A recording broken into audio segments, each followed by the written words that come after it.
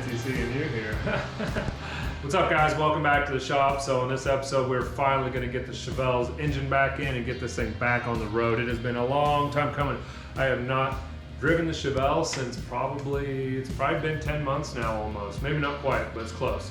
Summer's almost gone. It's already almost August, and I'm not gonna lie to you, I've missed having a fun car to drive. So let's get this 6-liter built. We're gonna do some time-lapse footage, get that thing wrapped up, get this thing in the car, tidy up some of the knick-knack stuff we needed to do, like the transmission harness and some adjustments on the floor pan and the transmission tunnel, and maybe possibly do a little work on the 12-volt. We'll see if we have time for that. So let's see if we can get this Chevelle running and back on the street, because God knows I need it. Don't forget to like, share, and subscribe. Check out our website, FTPSpeedShop.com, and go ahead and hit up our Amazon affiliate links down below. It really helps the channel out. Let's get to it. Okay, guys, so the first thing we're going to do is we're going to want to get this block washed and cleaned up and re-oiled again. We want to make sure we get any of the machining debris and oil and just whatever's in there from the machining process washed out so it doesn't contaminate the oil or get on any bearing surfaces or screw anything up. So I'm gonna get this thing washed, get it cleaned up, and we're gonna re-oil everything because we don't want it to rust. Obviously it's a cast iron block, so we're gonna wipe the cylinders down with oil and get it ready to start installing stuff. So let's get it cleaned up. Whoops.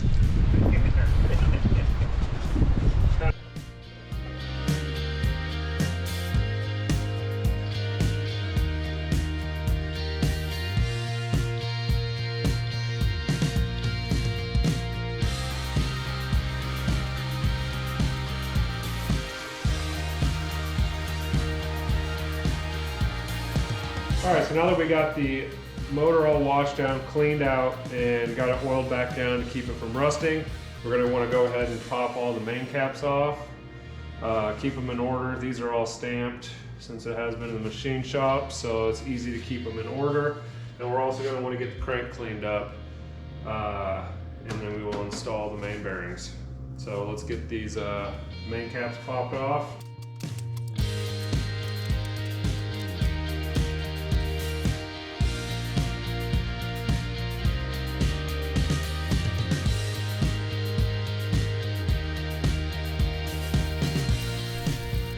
In order to clean the crank, I just gave it a good brake clean bath. It was already pretty clean, just had to get some of the machining or whatever the oil they spray on it to keep it from rusting during packaging and shipping.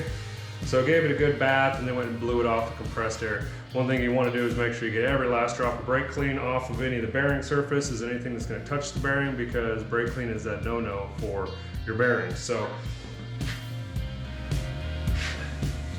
make sure you get it good blown off and cleaned out, and then we can go ahead and drop the crank in.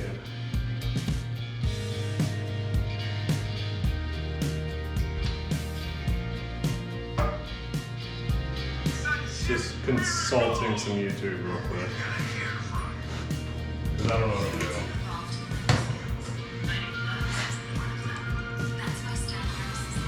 do. Okay, so in order to use a plastic gauge, it's super straightforward. All you're gonna do is get a piece that's roughly the size of your bearing material, take a pair of scissors, go ahead and cut the paper.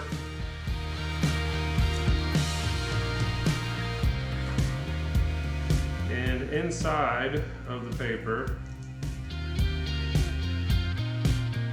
there's a little green or red string that looks like that. Go ahead and set that on top of the journal and install your main cap.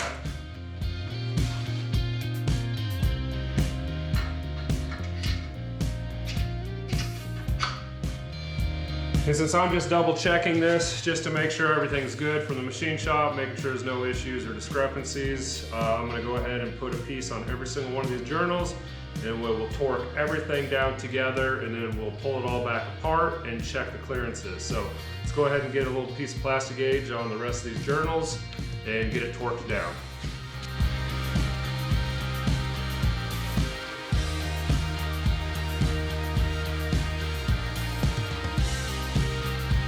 That is what the plastic gauge looks like on the bearing journal right there.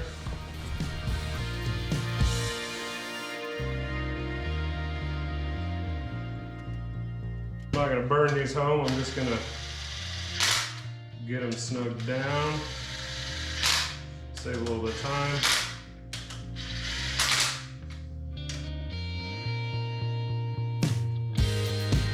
ARP has the torque sequence along with the torque specifications that we're supposed to do. So the inner studs are going to be torqued down to 60, the outers are 50, the side bolts are 20.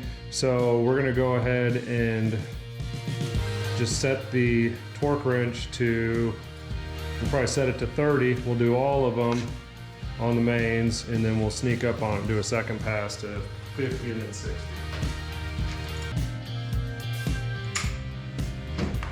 There's 30.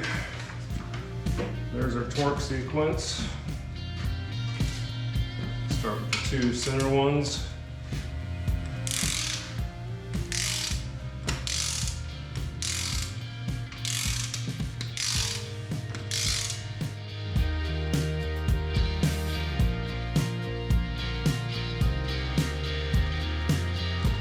All right, let's try that now. See if these boys are a little tired. I'm not spinning the hell out of this thing for hours.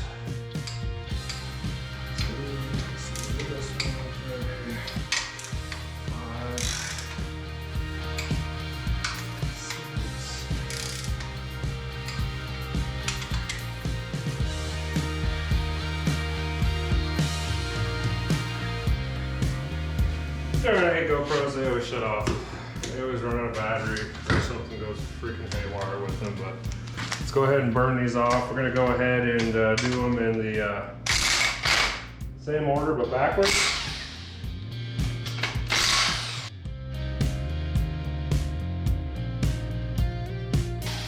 And sometimes the studs come up with them.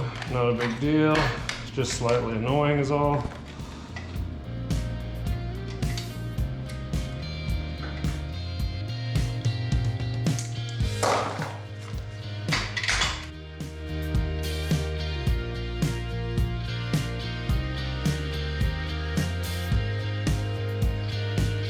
Handful of wiggles, they come right up. There's our plastic gauge right there. Sometimes just give them a little bump to get them moving. That's all you gotta do.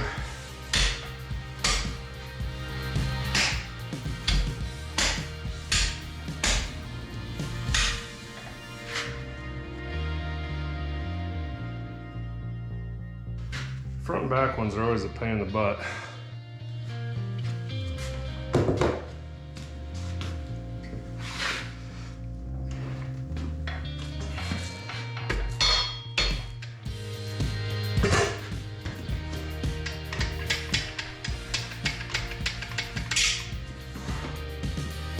Plastic gauge. All right.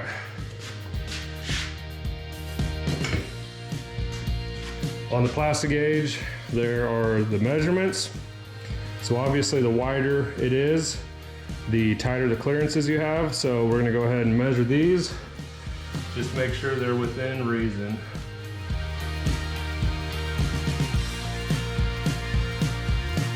Right about 20 thou.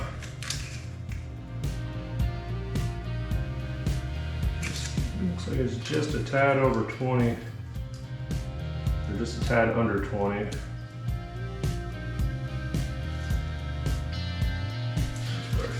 Close to 15.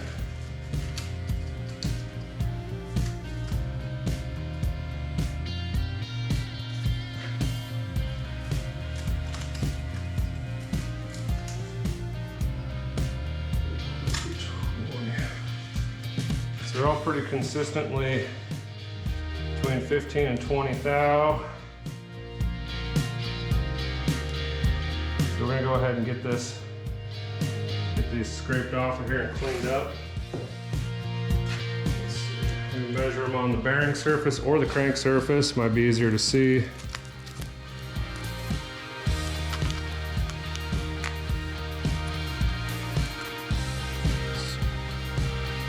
Pretty close to 20, maybe just a skosh under 20 thou.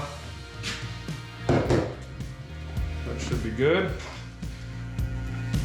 So get this stuff cleaned off. Just take a rag and take your fingernail and just kind of scrape it off. It doesn't hurt anything if you leave this a little bit in here, but I like to get as much of it off as possible because why have more stuff on the bearing surface than we need to.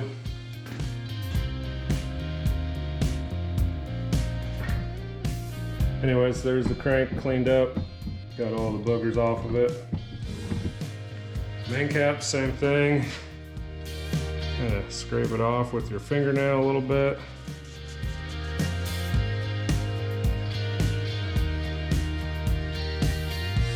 Comes off pretty easy. You don't want to use anything abrasive on your bearing surface. About the most you want to use is a paper towel or microfiber. You don't want to go with any Scotch-Brites or anything like that. And just get it cleaned up.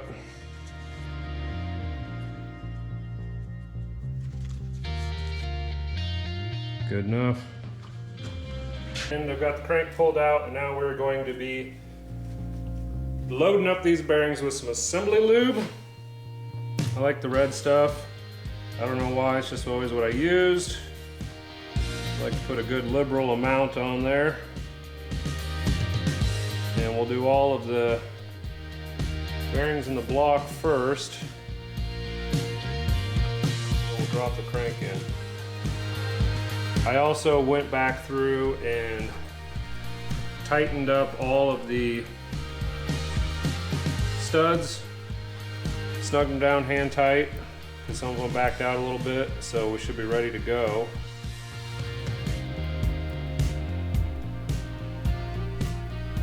Once we drop the crank in. So I like to get those things juiced up about like that.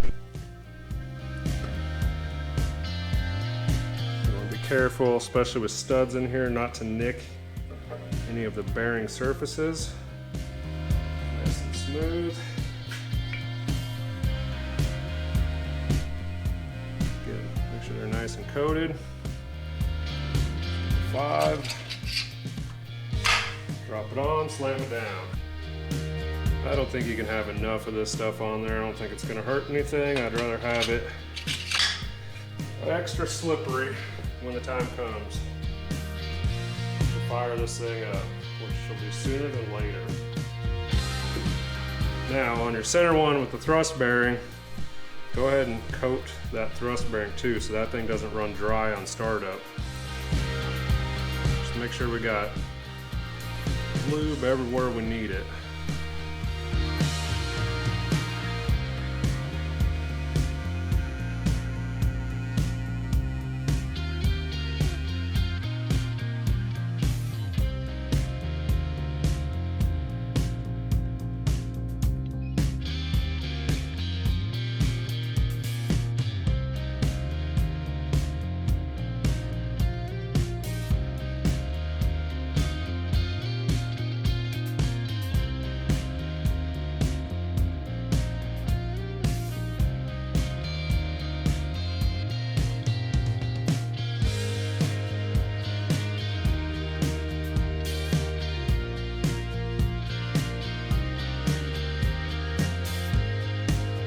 All right, well, that guy is torqued down. Should spin nice and freely. Spins like butter in there, that's perfect, that's a great sign. Now the side bolts, because this is a 6-bolt, those guys will get torqued down to 20 foot-pounds. ARP calls for RTV under the head of the nut to keep any oil from leaking out of that around those bolts.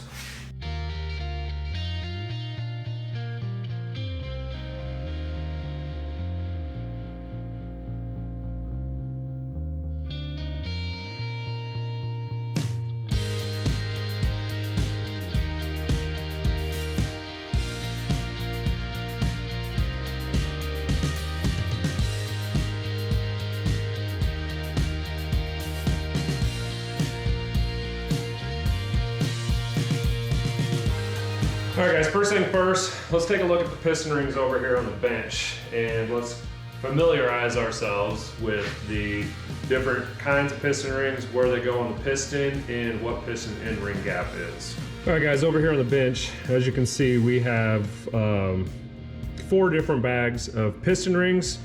We have the number 1 piston ring, which this is going to be the top one, and number 2 piston rings, sets of piston rings, this will go in the middle groove. And then for the number 3 piston ring, we're gonna have the oil control piston ring, and that's gonna consist of 3 separate rings. Let's see if I can get these apart here. You're gonna have 2 of these guys that look very similar to the other rings, except for they're a little skinnier, with one of these guys in the middle, and that's going to be sandwiched together, and that'll be on the bottom ringland.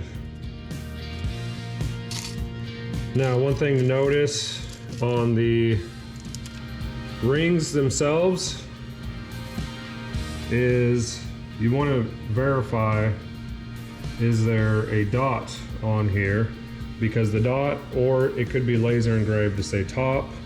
If there is, that means that's a directional ring, and the ring must face up when looking down at the piston. These do not have anything that indicate top ring, or the top of the ring, so we won't have to worry about that. On our second ring here,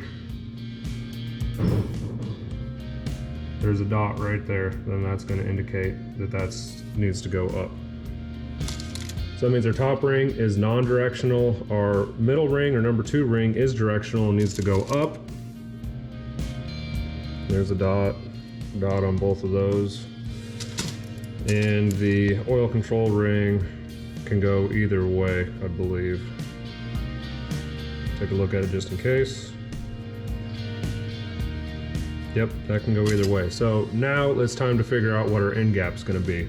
So for the end ring gap, Summit offers this handy dandy calculation sheet, which if you're just doing a standard street car, you're going to do your bore size times 4th thou to give you what your ring end gap is. I'm going to be using forced induction up to 15 pounds since the supercharger is only going to run 10 pounds. But I'll probably go a little bit larger just in case I ever decide to turn the boost up. So I'm going to do the forced induction, the small side on the forced induction of over 15 pounds. And that came out to just over 28,000 for the top ring. So I'll go ahead and file my top ring to 28,000 for, if you were using that's for forged pistons. If you're using hyper-eutectic pistons, it would be 36 thou. For my second ring, we're going to be at 30 thou, which it was just over 30 thou for the above 15 pounds. So let's go ahead and get one of those rings in the cylinder, and we'll see where we're starting at. We'll see how much we got to grind off, if any at all. Hopefully there's 0, because that'd be super easy. We could just slap this bad boy together, but I'm guessing we're going to have to grind some. Okay, to gap these, we're going to go ahead and gap each ring for each individual cylinder, and then I'll just leave the rings in there until we're ready to put the pistons in. That way I don't get them mixed up. They should all be the same, but we'll just gap them to each individual cylinder. The oil control lower ring or top ring on the oil control, those so far have all been fine out of the box, not needed to be ground or opened up any. In order to do that, you want to put the piston ring in here. To check it, you want to put the piston ring in the block. They have a special tool for this, or you can just use a piston to make sure that the piston ring is square and flat in the piston or in the cylinder. And then we'll go ahead and check that with the feeler gauge. According to the literature, it says 15 thou minimum. This 16 thousandths feeler gauge, it's got plenty of room in there, so that one's good. We'll go ahead and slide that down in the bore.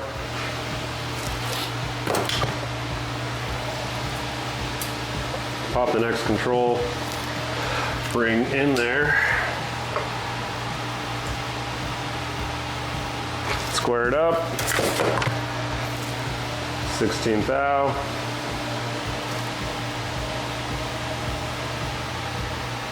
It's nice in there. A little bit of play. So that one, we know those are good. We haven't had to adjust or open any of those up. So push them down on the bore. And now we'll go to our middle ring. Again, the middle ring is indexed, so that dot means it has to go up. I don't know that indexed is the right word there, but so we're gonna go ahead and put the ring in with the dot facing up. Get it started in there. Now we'll get it centered up. We do make a special tool for this. I, however, do not have one, so we can use a piston, get it nice and squared up. If you have a piston with a ring on it already, that works really well too, because then it just has a stop basically built into it. So as you can see here, there is zero gap in between that on this middle ring, so we know that's going to have to be filed and opened up. So from doing the other side, just kind of getting the hang of it and the feel from it, it takes roughly, to open this up, it takes roughly 15 rotations on the grinder on each side. So we'll head over to the grinder and we'll do 15 on each side, and we'll come back and check it. If it needs a little bit more, we'll go back over and do a couple more on each side to open it up. So let's head over to the grinder.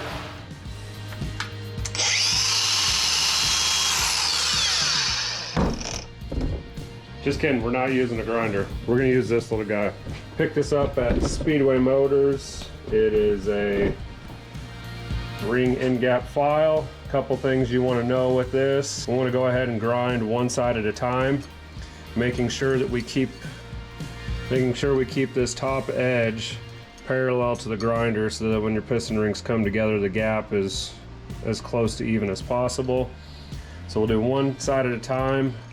And we want to make sure too that we never have the rotation of that wheel coming off of the piston ring, because it'll chip that outer edge, and then we don't want to chip that outer edge. If it chips the inner edge, it's not as big of a deal because that'll be inside the piston. Making sure it's tight to the table, and we'll start spinning this thing. And of course I can't do that because the damn GoPro's in the way.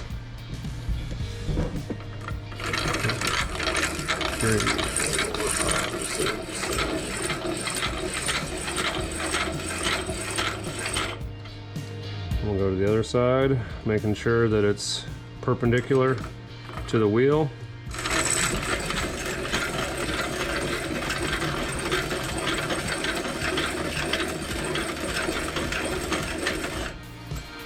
Okay, then you can squeeze it together and make sure that it's pretty even. If it's a little, this actually looks really good, so if it's a little tight on the top or on the bottom, you can come in here and just kind of square those ends up a little bit by adjusting your angle on the wheel, but this one actually lines up real perfect. Another thing you want to do now is there's some burrs on that and the edges are a little rough. So you want to take a piece of sandpaper and just gently knock any of the burrs off on the ring so that it doesn't hang up or score or scratch anything. So it doesn't take much to knock them off, just a little bit of loving with some sandpaper, and they'll be ready to go test again.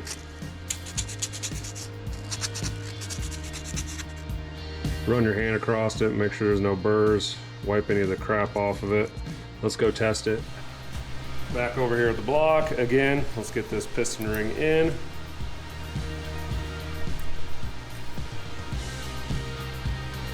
Let's get it squared up.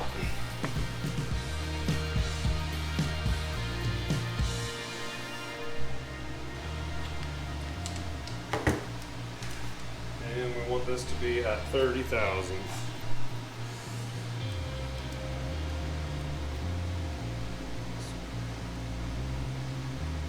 About perfect.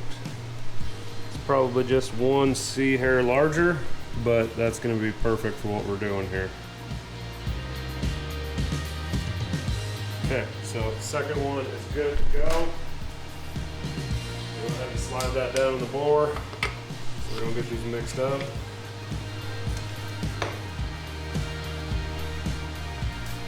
We'll go to the first top ring. Again, top ring does not need to be oriented up or down.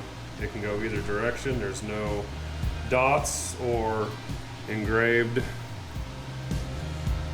etchings that say top. Again, we can tell this is going to be tight right off the bat and need to be ground.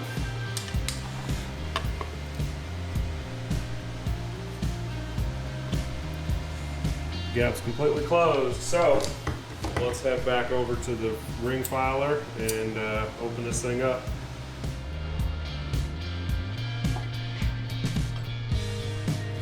All right, again, we want to make sure that we're not spinning it this way, chunking off the cylinder wall side. We want to make sure we're spinning it towards the inside, keeping it parallel to the disc. And we're going to do about 40, well, we will do 40 per each side.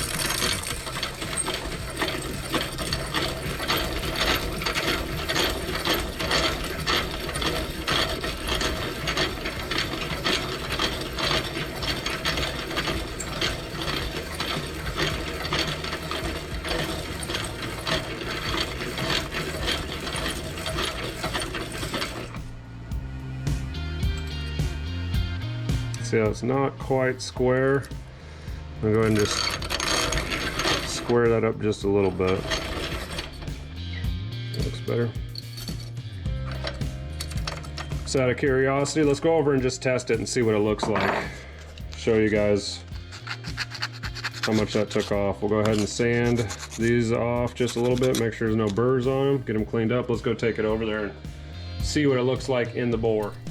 All right, we just did one side just to show you guys what it looks like in the bore. You really should do an equal amount off of both sides of the ring.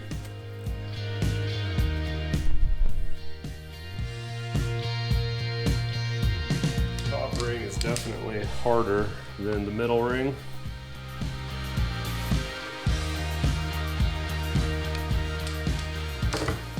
So we have about 40 rotations on there, and you can see it's hardly even got a gap in there at all. So we'll go put another 40 on the other side and see if we can open it up the rest of the way.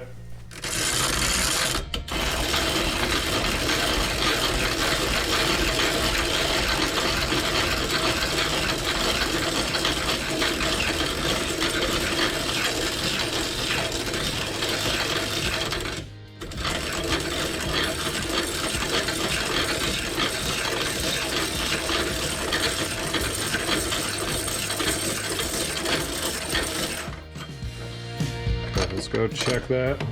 Well, let's debur it real quick. We'll go check that and see where it's at. Not very often do you get lucky and it just works perfect the first time. Usually got to make a couple trips back and take a little bit more off. Just remember, go slow with this. You can always take more off, but you can't add any more ring material back. All right, let's get this thing. Let's see how it looks.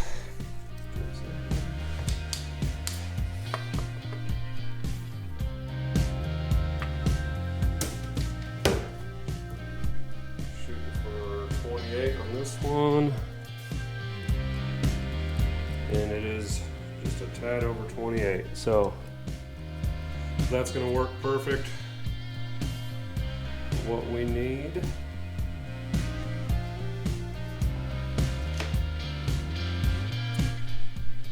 Okay, so yeah, it's just a tad over 28 thou, which will be perfect, and so we're going to go ahead and get the rest of these opened up to the 28-30 thou that we need for our top and middle ring, and then we'll come back and we'll start putting the piston rings onto the pistons themselves, and we're going to get this thing buttoned up. All right guys, when filing these piston rings, we want to make sure we take off a little bit of material at a time until we kind of figure out a system and a rhythm that works. So doing the first 4 on the left hand side there, I would start out, you know, just doing 5 spins on each side, taking off a little bit of material, coming back, test fitting it, go, okay, that hardly didn't take any off, let's go ahead and do 12 or, you know, 10 or 15 on each side and go in there and measure it.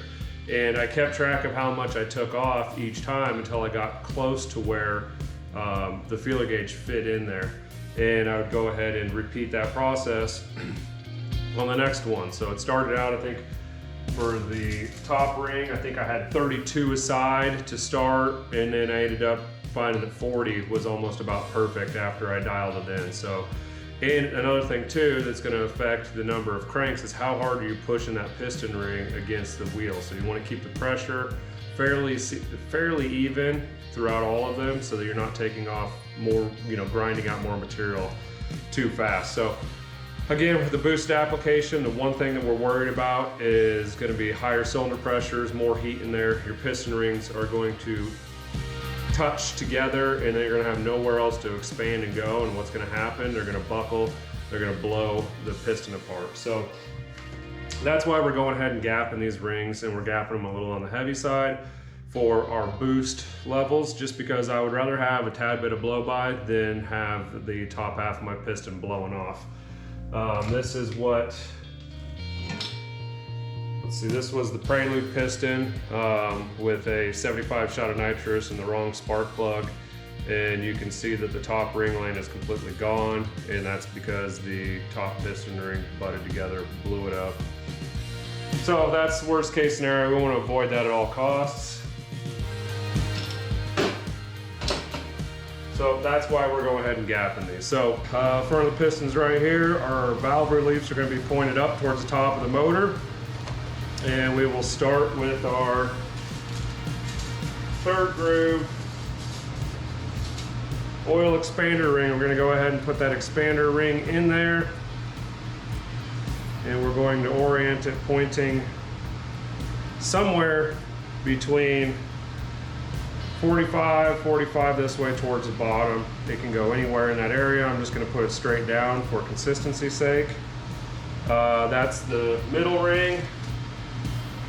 The middle part of the lower ring. The lower ring has three rings. It takes 3 rings for this oil control ring. So the middle one is the expander, and then we'll come in and put the bottom one on next. But we want to go ahead and get that oriented close to where it needs to go, which is going to be up in that upper 45. So we'll start this thing and we'll get it walking around.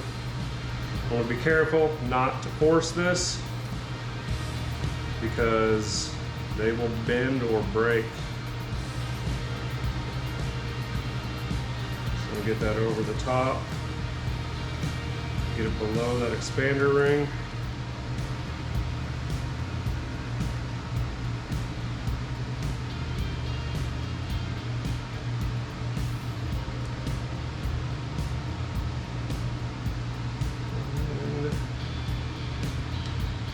Kind of difficult to rotate it once you get it on there.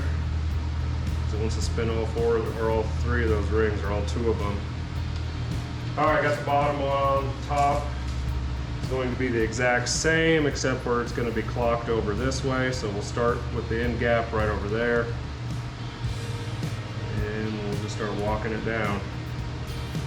You don't have to go all the way down in one shot. You can take it down a few steps at a time.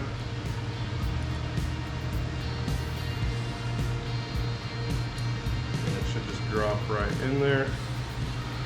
There we go. Got the top one sitting off this way. Bottom one sitting off right there. And the gap in the oil is right there on this bottom. Alright, let's pull that's the top. That's the second. Again, we want to make sure that the dot is pointed up. And number 2 piston end ring gap is going to be straight up and down. So we'll start by walking this thing on. These ones you got to be careful with. You don't want to twist them or pull them on them too hard because you will snap these. And then you're going to be buying a new set of rings, which is less than ideal.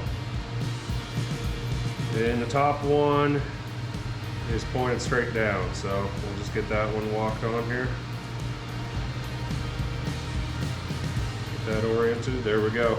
All right, I'll cut back after we get all these rings on and we'll drop these pistons in. I am keeping them separated in the box based on which cylinder the rings came out of, so that will be that designated cylinder from here on out. So that's the second one, the 4th one, 6th, 8th, 1, 3, 5, 7. So let's get the rest of these rings on. Now the pistons are almost ready to go into their hole. First thing we need to do is we need to get the rod bearings installed on these guys. So let's get this cap off. Let's drop this bearing in. Now is also a really good time to make sure that everything is clean. We're not introducing any dirt or debris into the motor.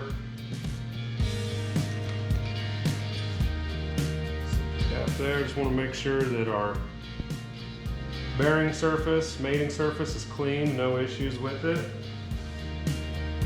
Same thing with the bearing, make sure there's nothing on it.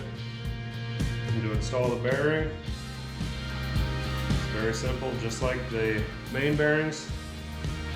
Just line the tangs up, push them in.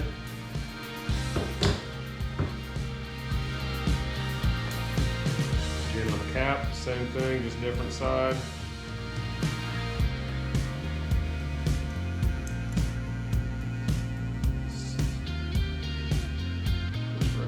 There, all good. Okay, before we get these pistons put in the hole, there's one thing you have to be super critical of and make sure that we don't have any issues, especially with this crank here. So, this crank here, as you can see on the side, it's actually got a little radius there. It's not a hard square cut. It's called a fillet there. So we want to make sure that that chamfer right there goes next to the fillet. Because if you see, that's a nice tight joint between there, which gives us room between our rods. If we put that in wrong, backwards, look how far away that is. That pushes our rods together. So now we're going to get wear in between the rods and premature wear and failures. Just not good stuff. So we want to make damn sure we get that right. If pistons were put on the rods correctly, it shouldn't be an issue, but that's something you definitely want to double check to make sure they're all going in the right direction, the right location. Now that we have the bearing installed and the rod and the cap, we're going to go ahead and get the piston oiled up a little bit and get it into the ring compressor. Let's flip this bad boy back over.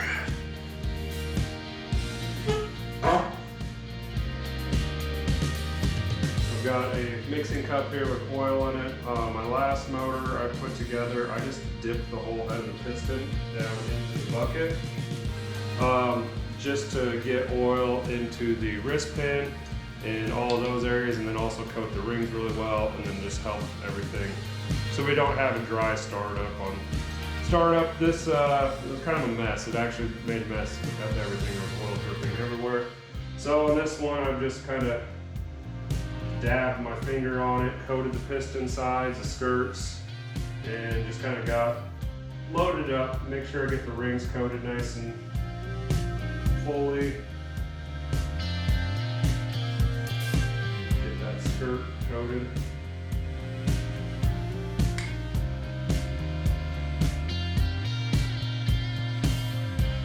Don't know if this is any easier than just dipping it, probably not, but it's a little less messy, so that's what we're going to go for on this one.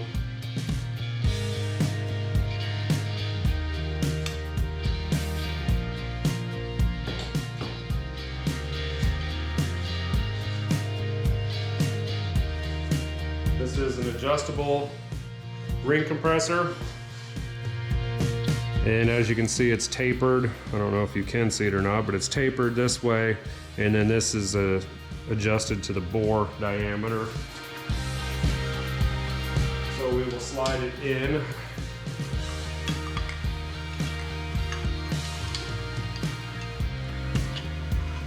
And the idea of that taper is if you get your rings all lined up in the grooves, that taper will compress them as it slides past and allow you to put the piston in the bore. So I'm going to go ahead and load that up so that the bottom of the piston right there is flush with it. So now we know that it's fully seated in there, everything's good. And we'll go ahead and put some assembly lube down in our bearing surface.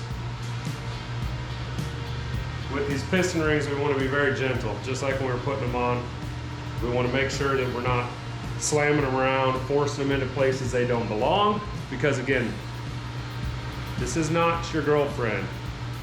Can't just be. All right, so when we're installing the piston in here, obviously the valve reliefs are going up. We want to go ahead and spin the crank over so that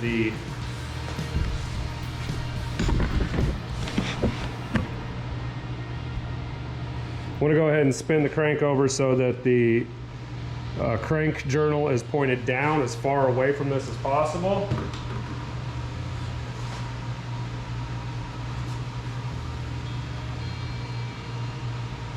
Right there. Go ahead and set your piston down. Get it going on the bore nice and evenly.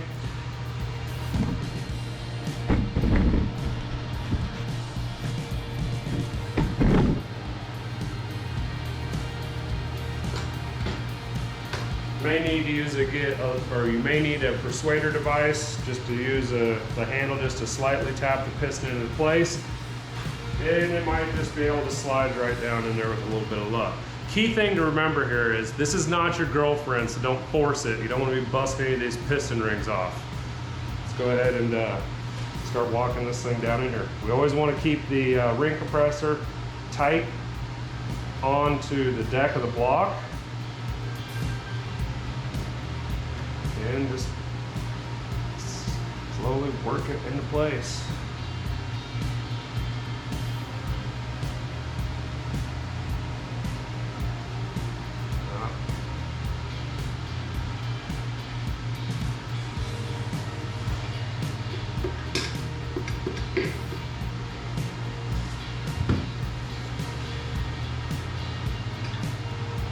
Want to make sure that that rod is not running into anything and it's clear.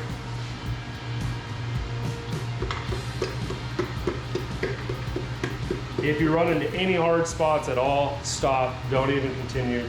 Just start over, because you don't want to lose one of them rings. You don't want to go buy another set of rings. There you go. One piston in the hole. So now we can go ahead and turn the motor over. Again, we can double check and make sure that our chamfer is on the fillet side so that we don't have any issue with that. And that is all good.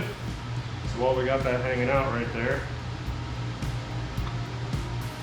let's go ahead and glove on some assembly lube on the bottom of the rod, or the big end of the rod. Spread it around. And then we can go ahead and push the piston down.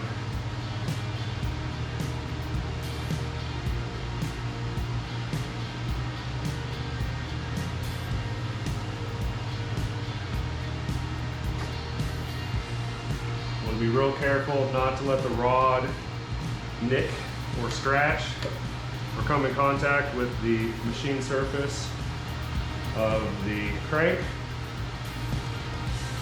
Okay, we got that guy there.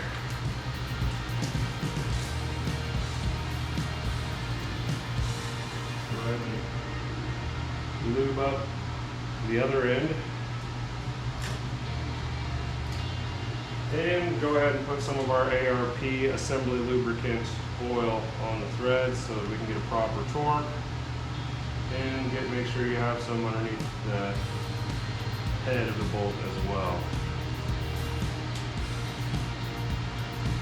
Now again, pay very close attention to the chamfer. Make sure it's going the right direction.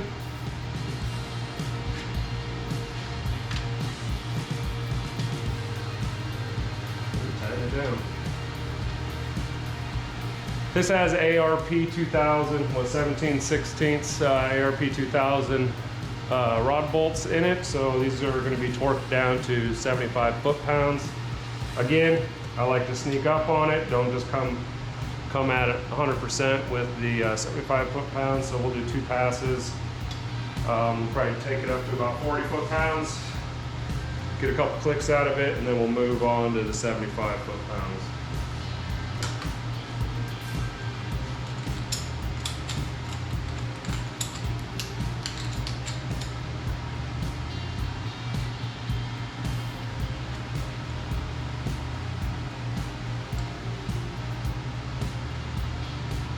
40 foot-pounds.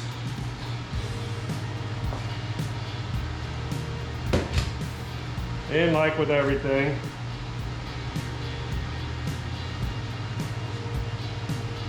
we want to go evenly. Don't just torque one side down. Bring it in nice and easy. A couple cranks at a time. On both bolts and sneak up to the torque.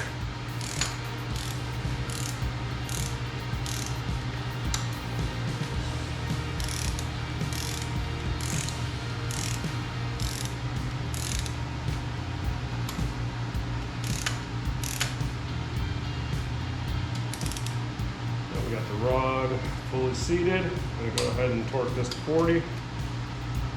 40. And turn it up to 75.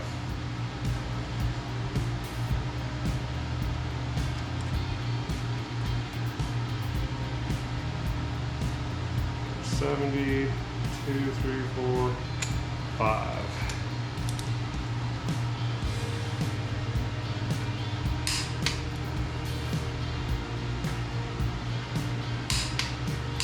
Two clicks means it's fully torqued, or it actually doesn't mean shit, but I just like to do that. You always want to make sure too, when you're done using your torque wrench, you go ahead and crank it down to 0. I'll be using it here in a few minutes, so I'm just going to crank it back down to 40.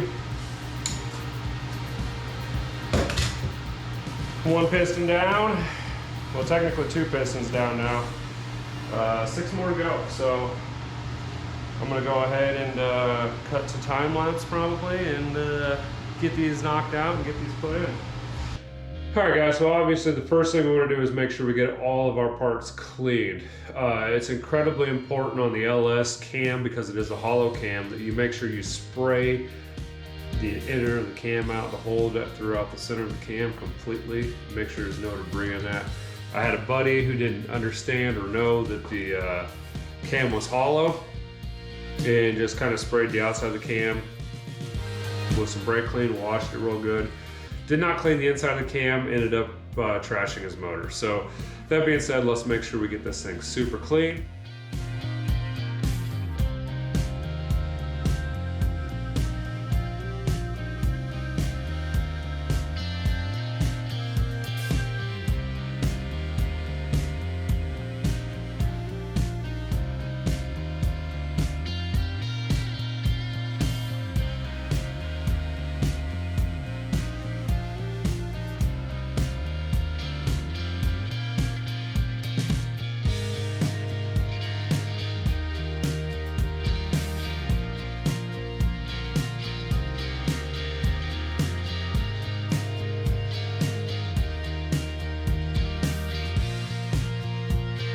So let's get this cam lubed up and get it installed. It's pretty basic, pretty straightforward to install the cam. The only couple things you want to be careful of is making sure you don't nick any of the cam bearings with the lobes.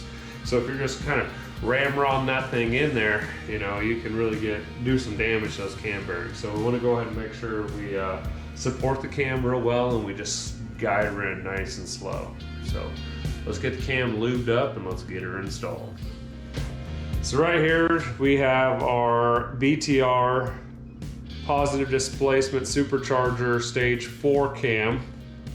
It's going in this. It's a brand new unit, so we went ahead and made sure we cleaned it out real well here, sprayed a ton of brake clean down there and washed all the gunkus out of it, as well as just washed everything off, because there could be some sanding and machine debris on there, which we want to stay away from. So the first thing we're going to want to do in order to get this cam ready to go in is we're going to make sure we want to lube each one of these lobes as well as the cam journals themselves. So when we drop the lifters down and they ride on this, there's got some lube there before the oil pressure gets to it, and then particularly on these cam journals. So again, I like to use the red snot. You know, we'll just put a dollop on the first half of this cam. Make sure we get it loaded up real good. And we just want to smear it around. Make sure everything is nice and lubed up. We don't want to have a dry cam. You know what they say about dry cams, right? I don't either, but they say something about them. So make sure we got it plenty lubed up. More lube the merrier.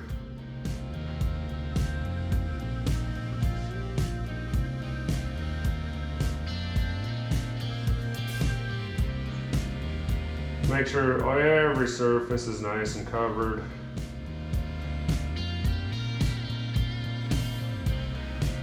And we'll start installing this then.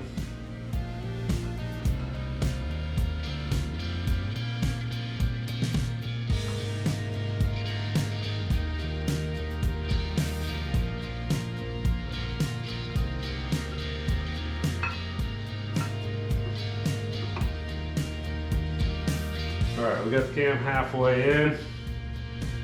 Gonna go ahead and lube up the rest of it.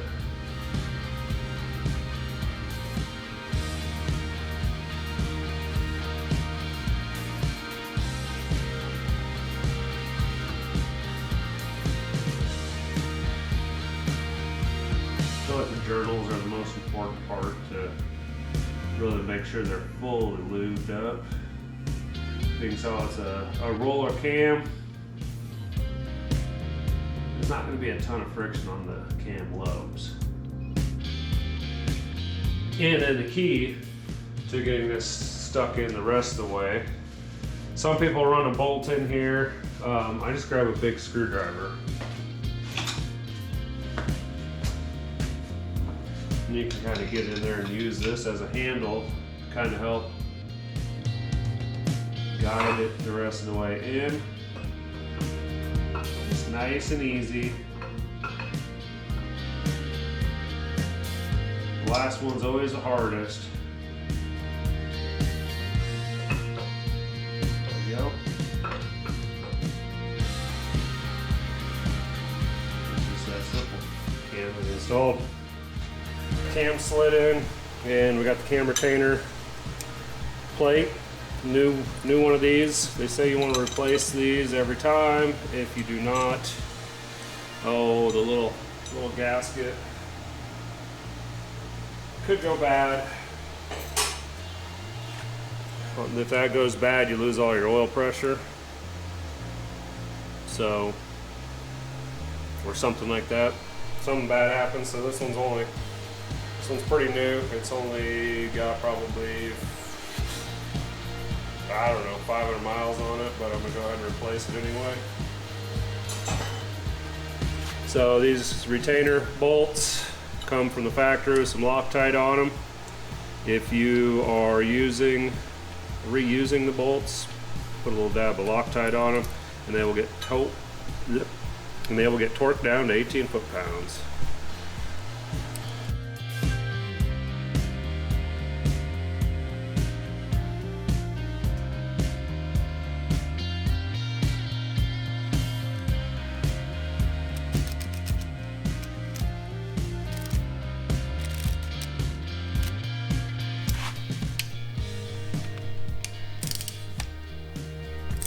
Again, when torquing, you want to go nice and smooth with it, so that if you're being real jerky with it, it'll affect the torque outcome.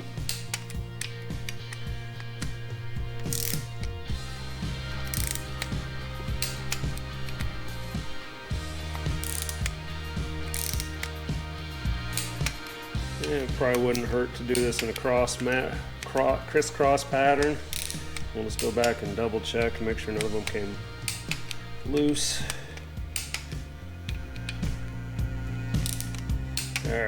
Alright, so I've got my LS7 lifters here. These are the ones I've been running on this motor the whole time. I just went ahead and cleaned them out real good, blew them out and with brake clean and compressed air and cleaned them out. They've been soaking in the oil for a good couple days, and dropping the lifters in is super simple. Just a matter of sliding them in. Also cleaned the lifter trays out, made sure there was no metal shavings or anything on there. And these things are pretty straightforward.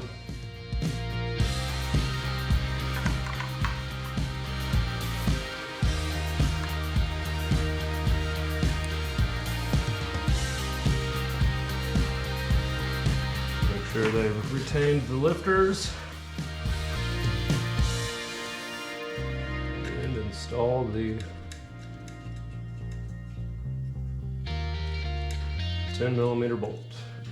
And those get torqued down to 106 inch-pounds.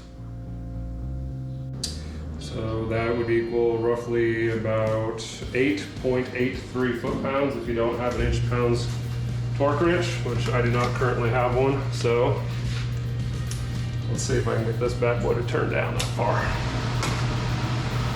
Well, I know it will because I've done this before. How you like them apples? Ow, I just stabbed myself.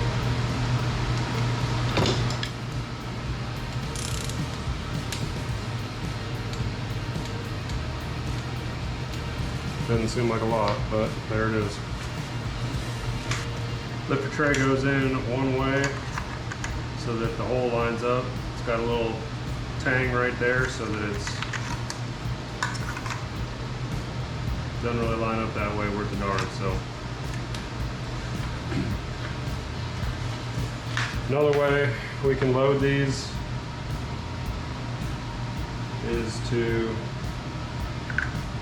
install them in the cups first, trays, whatever you want to call them.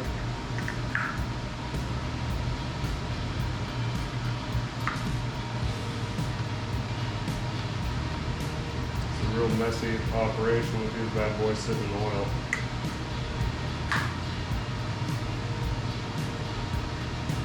It's just a matter of feeding them down in the hole.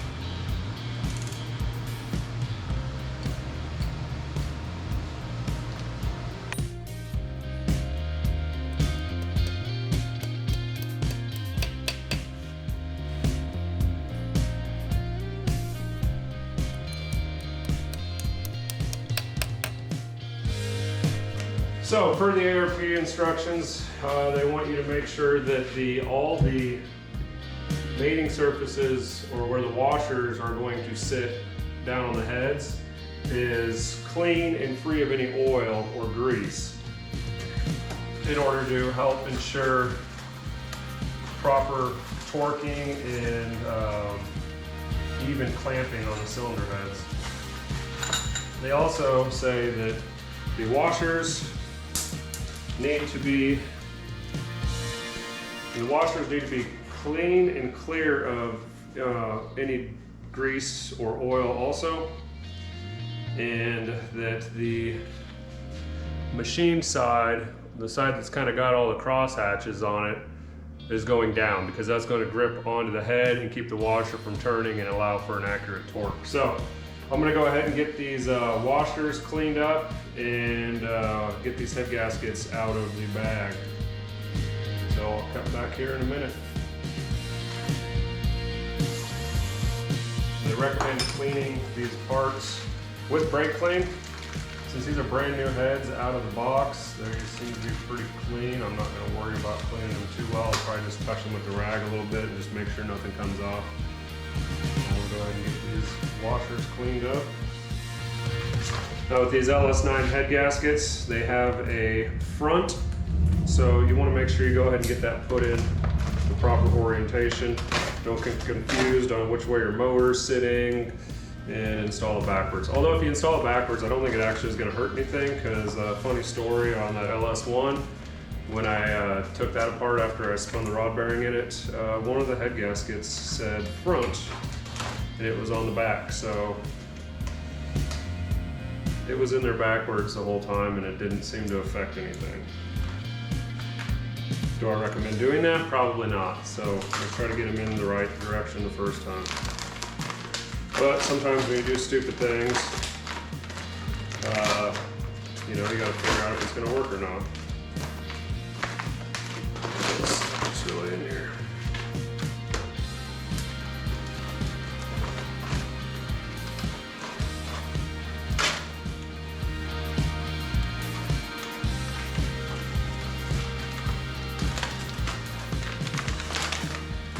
These are our actual GM LS9 head gaskets. Pick these guys up at Speedway Motors. Genuine GM right there, baby. So I've got the dowels in the block. I just tapped those guys in, and see, we don't want to put it on like this. We don't want to put it on like that. We want to put it on like that. There's not a top or a bottom to this. The one thing I do want to do before I get too carried away is make sure that the block surface is clean before we put this head gasket on. It should be good, but I'm going to go ahead and got my brake clean rag and just wipe around this and just make sure there's nothing nasty on there that might cause an issue with us not getting a good head gasket seal. And this rag is not the best to use.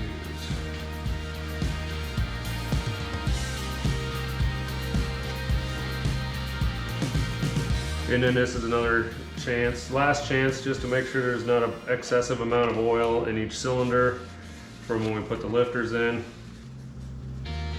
It'll burn a little bit off. It'll burn for sure once you start it, but all right. Front goes front. Oh, that's upside down. There we go. Front of the motor. There we go.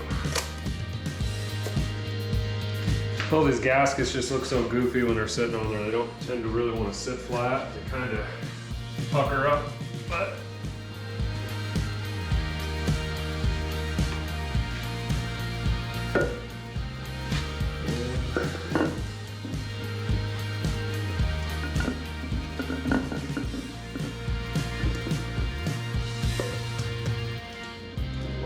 dowels. Then don't let go of the head right here, because this is where you could have a major catastrophe if you let go of the head and it falls. So I'm gonna go ahead and slide one of these guys in to get it started.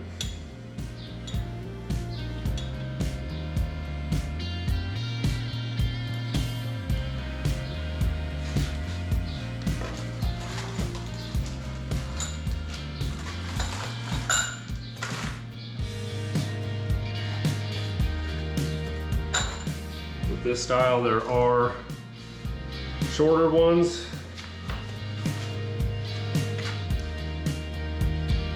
which I believe go in the ends.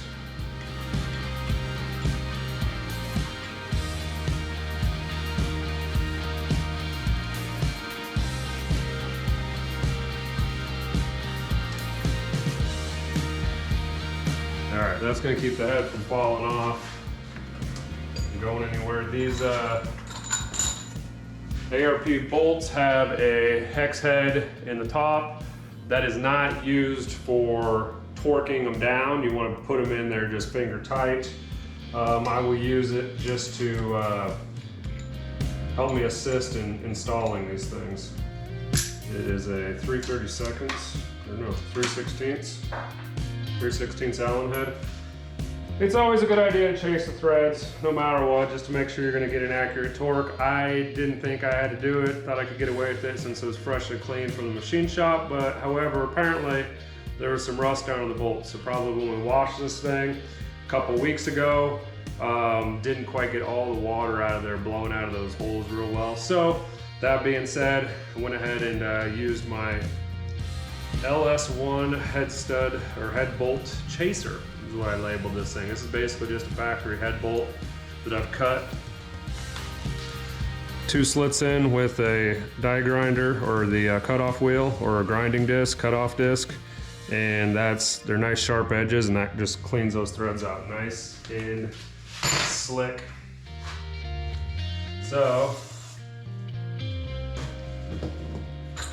where were we now? All right, so I've got a couple of the head bolts or head studs in. We're just gonna finish putting the rest of these guys in. I'm gonna go ahead and use the impact to just give me a little bit of assistance, since they do kind of screw in a long ways. And then once it gets hard, I'll just back it out and then just finger tighten it.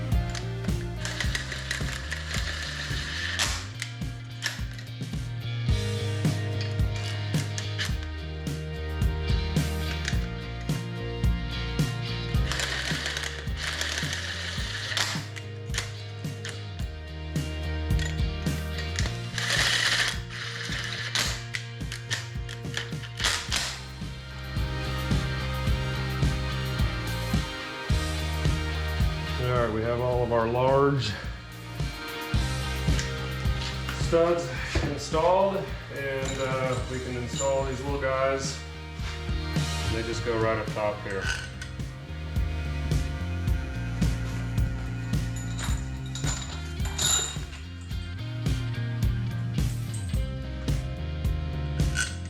Coarse threads go down. There's 2 different threads on these studs.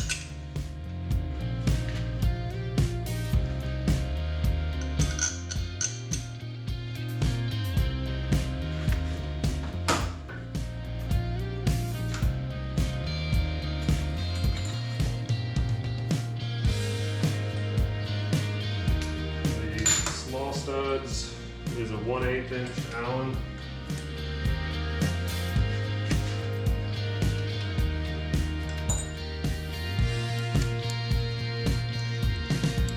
Again, with these, just want to get them snug, finger tight pretty much. Don't want to put any torque on them.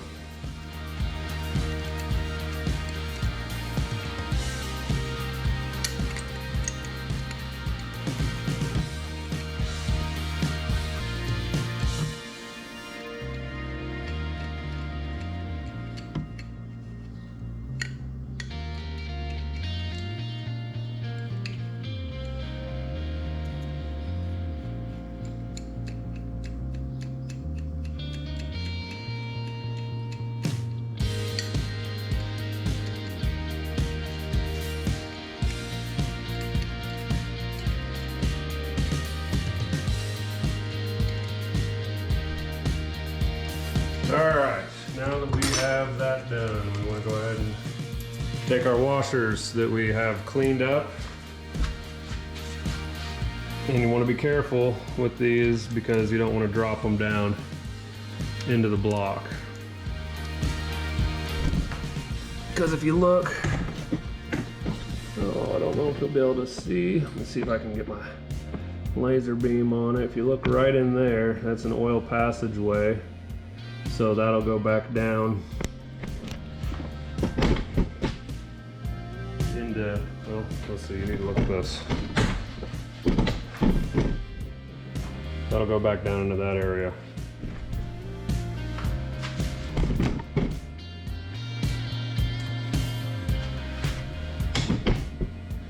And again, we're going to put the machine surface down.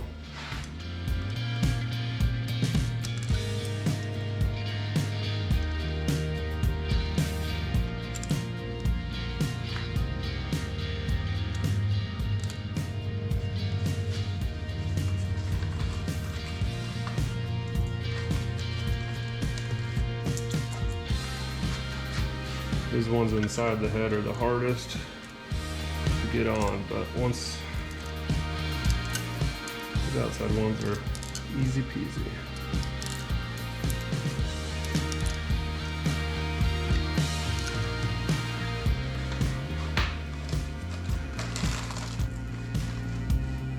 Put 5 of these on. We'll be careful not to drop anything down into the motor, because that will ruin your day.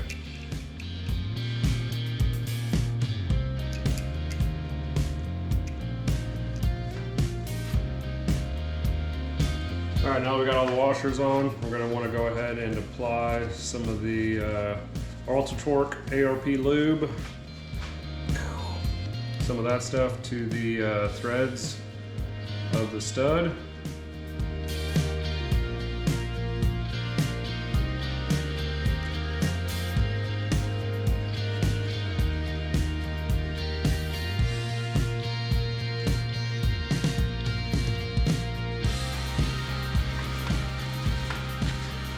And to the bottom of the nut so that it has a nice frictionless torque, so we get accurate torque and even clamping.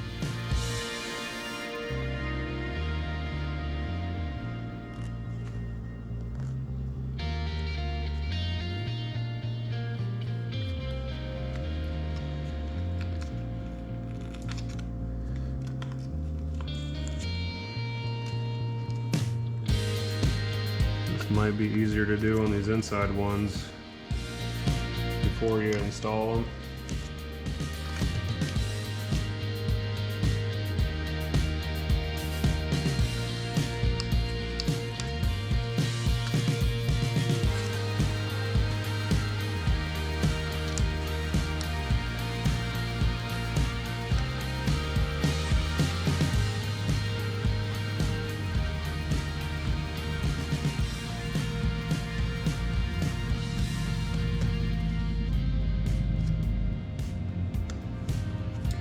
Your finger fits down there pretty good, except on those end ones.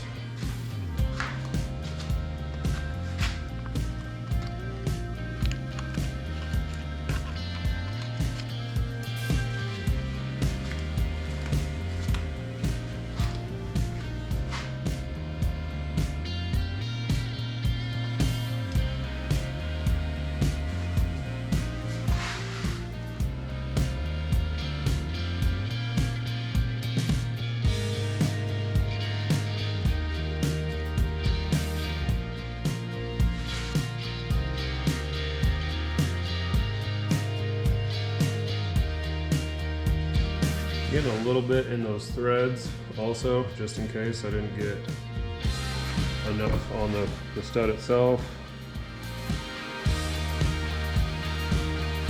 Don't need a ton of this stuff, but I'd rather have a little bit extra on there than not enough.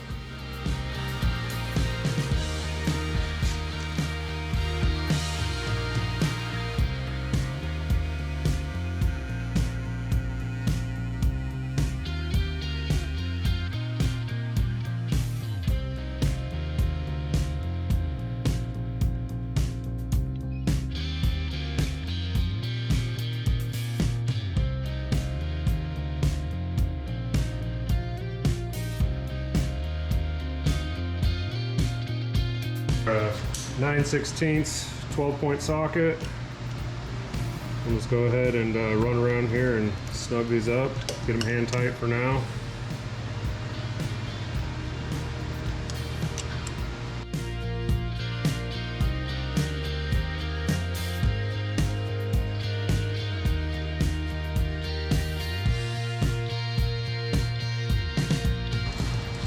Well, the nuts are going to be a 3/8 12-point. Then we're going to put a little lube on the flat surface. And once you run the bolt down past it, it'll juice out everywhere. But like I said before, a little more ain't gonna hurt anything. And I'd rather have it be a little slicker than dry and not get accurate torques. Don't have the proper clamping pressure.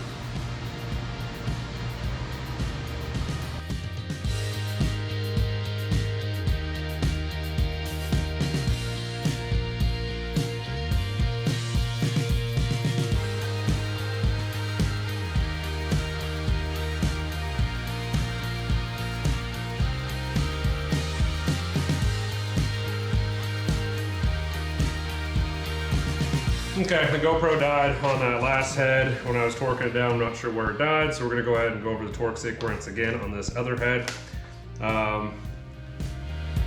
First pass is going to be all the large bolts will be 3 passes. First pass to 25, second pass to 50, and third and final pass for the big bolts to 80, and then the 4 or 5 small bolts up top will get torqued fourth to 28 foot-pounds. So we'll go ahead and set the torque wrench up to 25 foot-pounds and get to torquing. 25. Torque sequence on this is going to be 1, 2, 3, 4, 5, 6, 7, 8, 9, 10. There we go. That was tougher. I'll do it this way.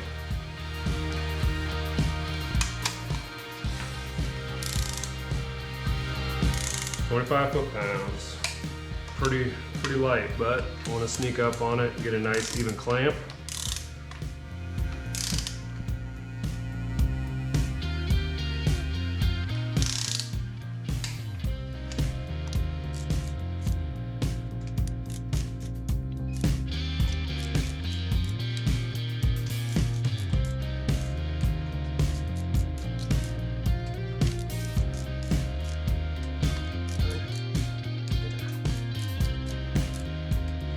All right, next pass will be at 50. 50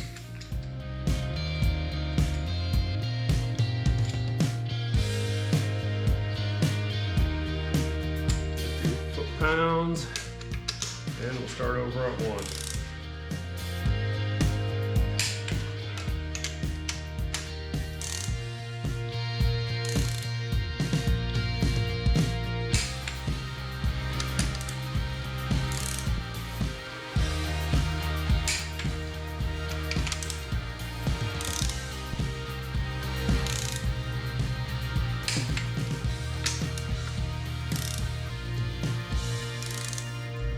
Again, when torquing everything, you want to go nice and smooth. You don't want to be real jerky on the torque wrench. You want to just kind of nice, even pressure around until it clicks.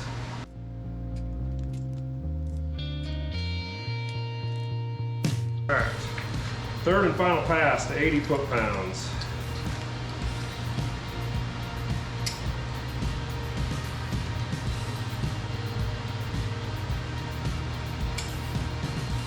Foot-pounds, number 1. Oh, didn't quite have enough. And then of course.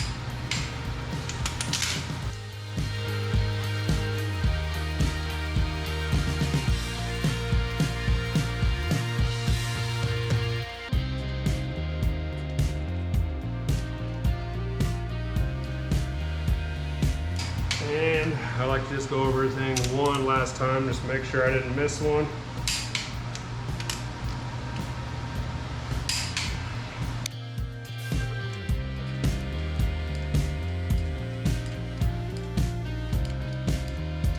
All right, 80 foot-pounds. Now we take the last 5 small bolts and we go back down to 28 foot-pounds. And the sequence on that is just start in the center and then zigzag back and forth, ping pong to each side. Working your way out.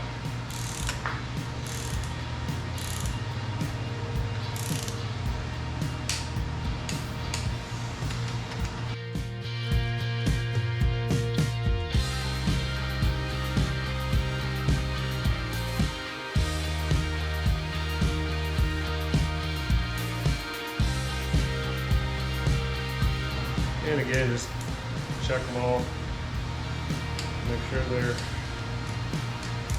good.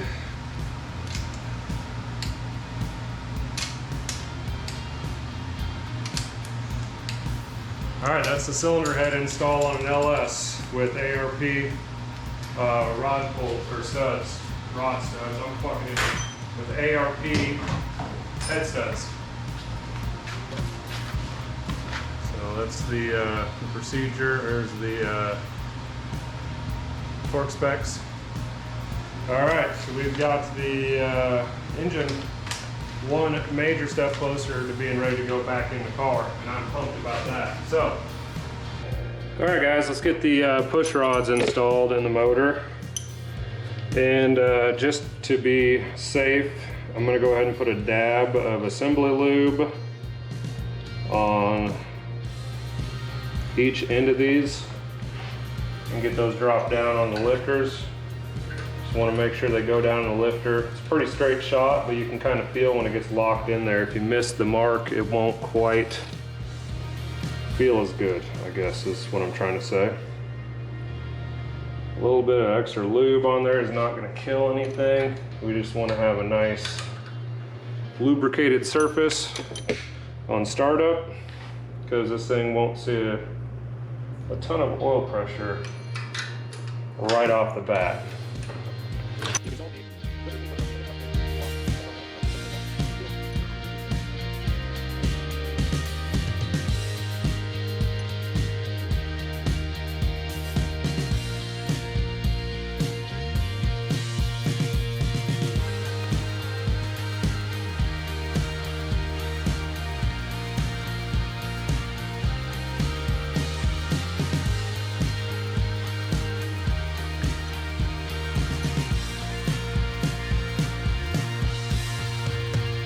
Go ahead and put a dab on top.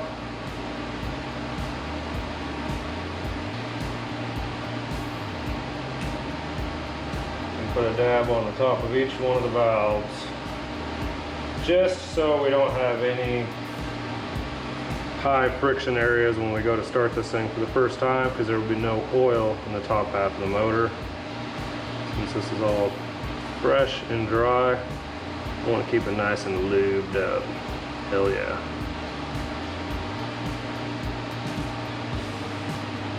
Where are me rockers at? These guys are all cleaned up, ready to go on.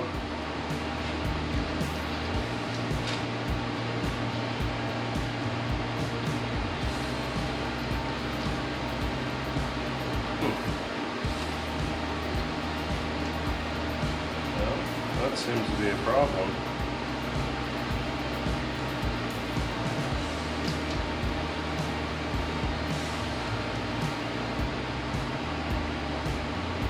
Well, this here is a problem that I did not anticipate. And that these do not line up at all, since this is a different set of heads that these came off of. 4th gen heads. They got a little bit more space in between them, so this is not going to work. So we're back to ordering more parts. That's fantastic. Just kidding, that's less than ideal. All right, well, we're going to call that a wrap for right now, because apparently I have to go order parts. So I'm going to bag the motor up and fucking go crush it off again. We did head down to Speedway Motors earlier today and went ahead and picked up a new set of rockers, because as I found out last night that the LS3 style rockers, or the Gen 4, the intakes are canted. So let's go over this real quick. These are still a 1.7 ratio, but as you can see,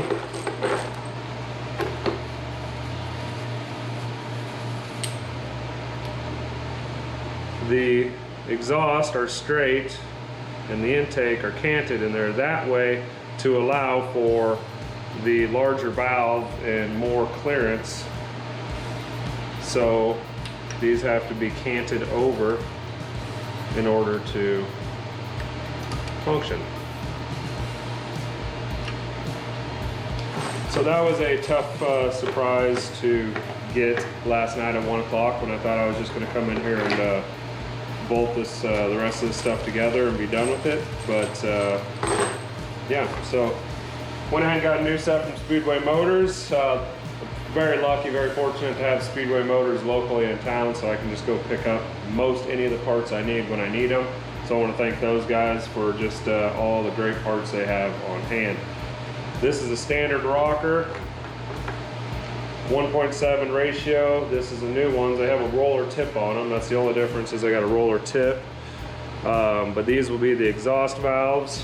And then if we compare the intake, see how it's canted off to the side. So that's for all the intake valves.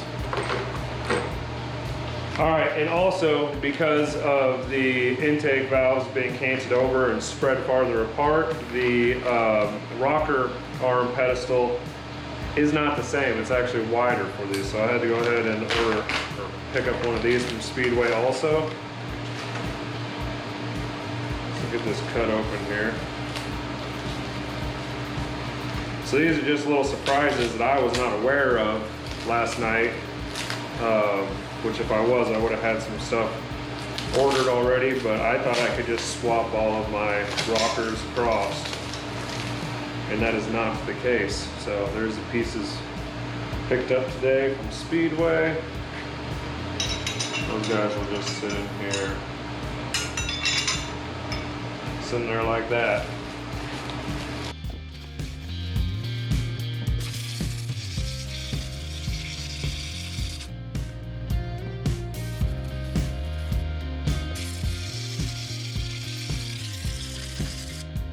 All right, we went ahead and got the motor cranked over to the top dead center compression stroke.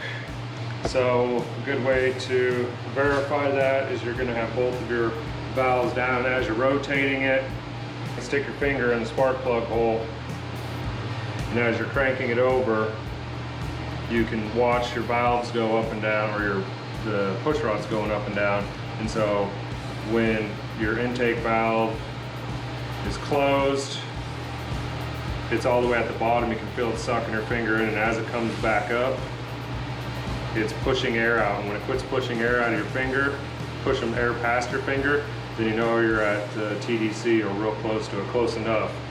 So, according to the handy dandy little chart they have here, so at this point right now, the exhaust valve on 1, 2, 7 exhaust valve and 8 exhaust valve are all down, so we can go ahead and put those. Oh, and also at the same time, the intake on 1 is down, the intake on 3 is down, and intake on 4 and 5. Boom. So we can go ahead and put all those rockers on and get them torqued down to 25 foot-pounds, I believe. Yes, 25 foot-pounds. So before we can do that, we need to get those things cleaned up. We went ahead and sprayed them with some brake clean and blew them off with air. And now we have them soaking in oil just to get down in all those little needles and everything, so that they're going to be good and lubricated up, so we don't have any issues with dry start. And then they also want us to use their, what do they call it here? Their high pressure, extreme pressure assembly lube is what they call it here. And they want that on all the roller tips and onto the valve stem. So we'll go ahead and crack open the lube and squirt a little bit of that onto, I'm just gonna probably just do all of them right now, because why not?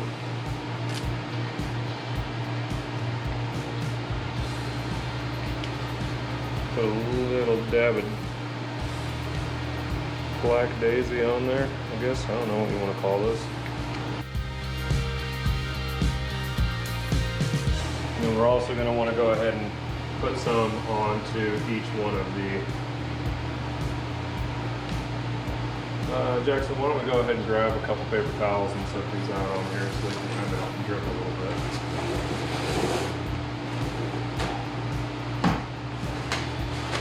So we just left them together. And then treat this like some bacon. Soak up some of this oil. And get them separated by intake and exhaust.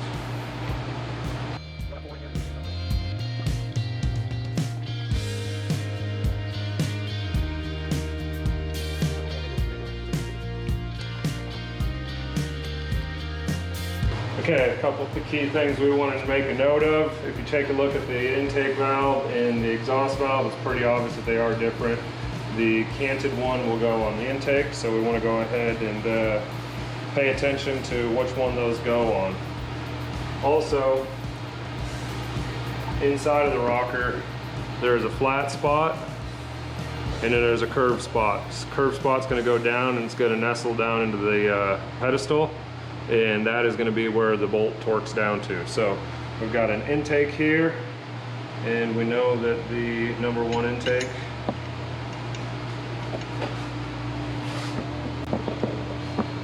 I'm going to go ahead and get the bolts out, and they want you to dry the threads and apply a small amount of the blue Loctite that comes with it.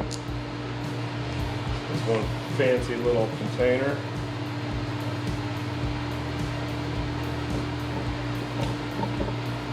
I'm just going to go ahead and throw the bolt down in here to keep it from walking off and disappearing. Make sure your push rod is seated down into the ball. Get the finger snug. Okay, let's see, what's our next intake?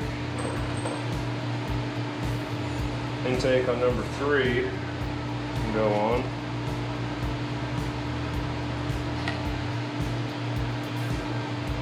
Intake, boom, right there, number 3.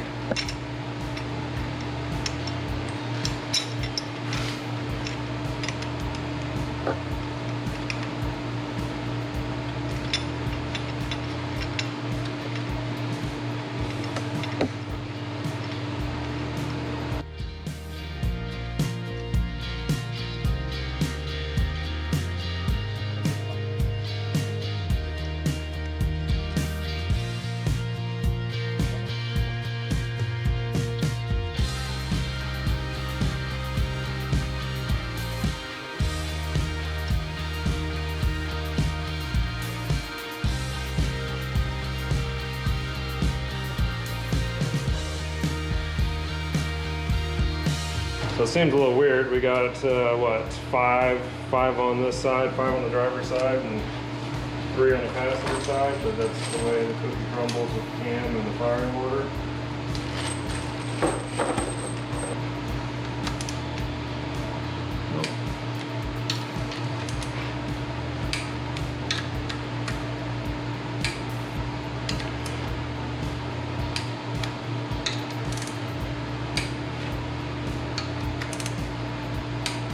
Half a pound.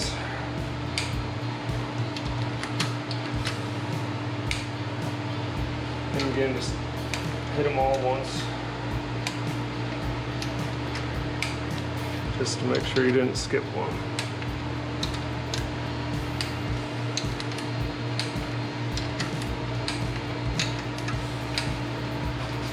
Rotate the motor, the crankshaft, 365 degrees. Sorry, that's how many days are on here. Rotate the crankshaft 360 degrees, and we'll be able to install the other remaining rockers. So I'm going to spin this thing over.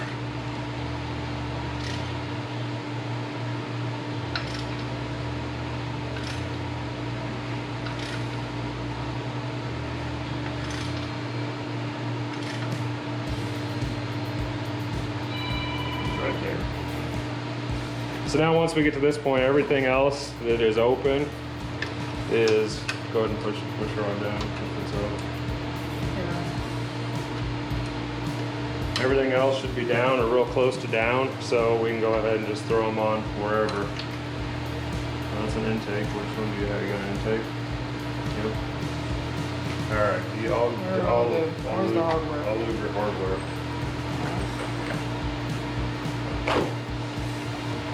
And by lube, I mean I'll Loctite it.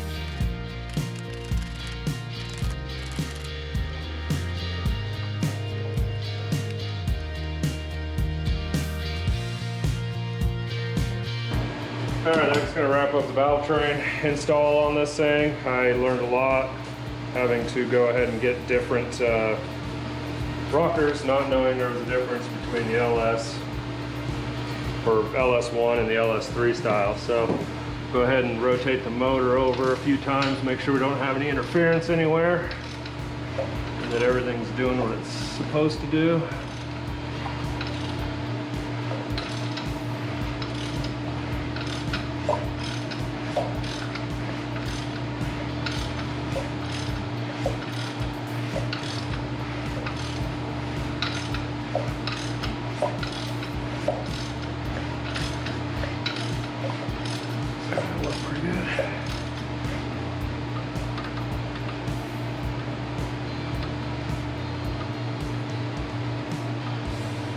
Nothing's abnormally loose, so that's a good sign.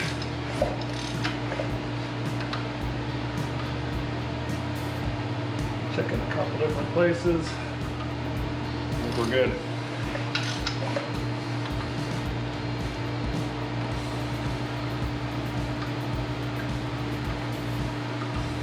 Well, that deserves a celebratory beer. Although I don't think the valve covers are going to work now according to the literature.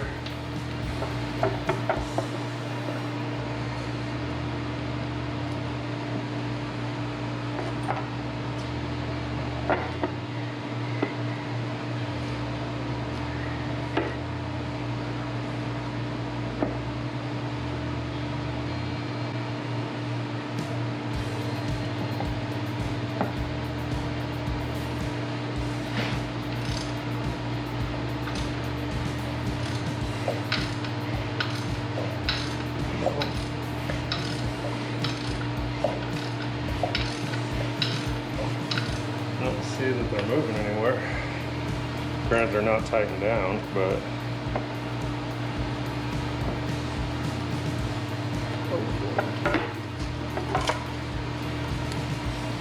don't see where they hit on that one. I bet you the one that's going to be the problem is this one over here with the baffles.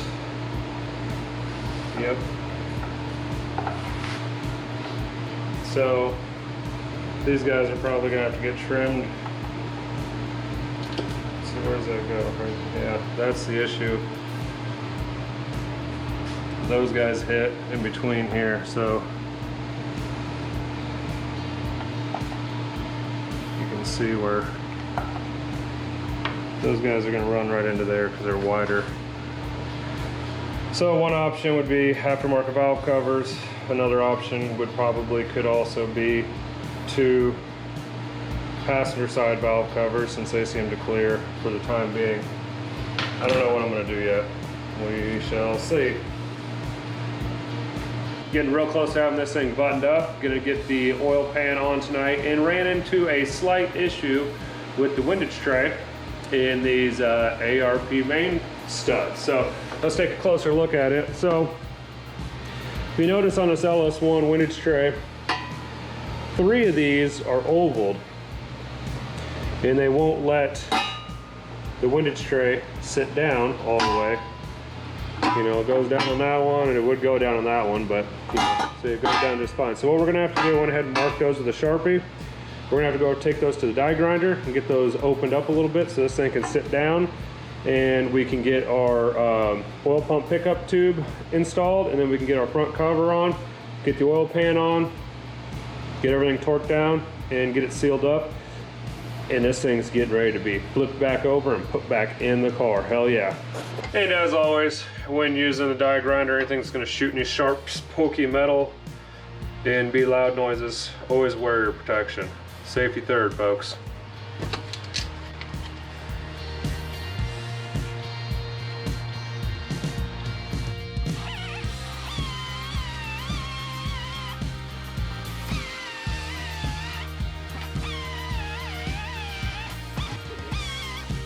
All right, now that we got that cleaned out, we're gonna go ahead and blow this thing off, give it a good brake clean bath, and get rid of all those metal shavings on there, because that's the last thing we want to put inside our new motor. So let's go give it a bathe. Let's see, I assembled the last 6 liter on 5/16 of 22. It's just almost exactly a year and a month later, we're assembling the new 6 liter. So that's fun. I'll put a new date on there, and we'll button it back up.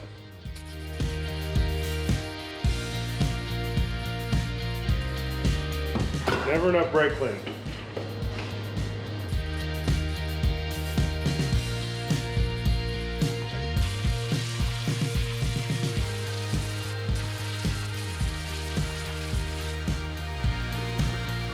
Clearly states rear there, so we know that that's where the rear goes. Like a glove. First try, that's pretty good. That's pretty impressive. I'm happy with that. All right. Okay. Let's go get the pickup tube. This is the original LS1 pickup tube that I've used on this thing the whole time, because I use an LS1 pan. We're gonna go ahead and replace this O-ring, even though it is only not very old at all, but go ahead and put the new one on since we got it. Now, these did have multiple different O-rings that you could use, so let's go ahead and consult the handy dandy milling sheet that tells us what ring we need to use. Ta-da! I had a black one on there before, so I'm gonna assume I'm gonna use the black one again, but let's go ahead and verify that and double check it. I gotta go let the dog out, I'll be right back. Had to go let the puppy out, so she's gonna hang out for a little while with me. Per the O-ring instructions, it says this oil pump uses 2 different O-rings depending on the design of the pickup tube that installs on the pump. If your tube looks like either of the designs in figure 1, or the OE O-ring was red, use the milling green.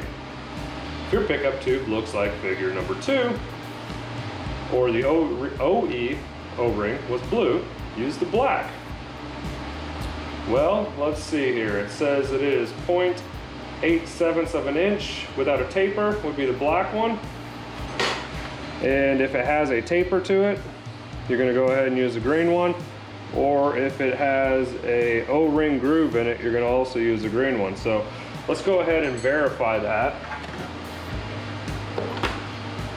with a handy dandy caliper.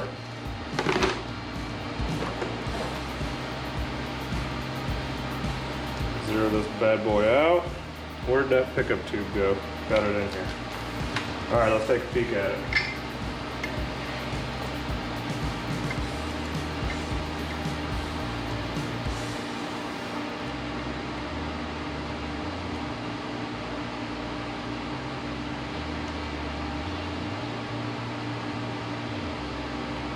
Oh, 875. 877. I'm going to assume that's straight, no taper on it. So we're going to go ahead and use a black one. So I was right the first time around. How exciting, because it's always embarrassing when you screw things up the first time around. Ask me how I know. Ask me about the head gasket that said front that was on the rear of the motor. It didn't affect anything. Things still ran for 5 years, but it's always good to verify that. So we will use the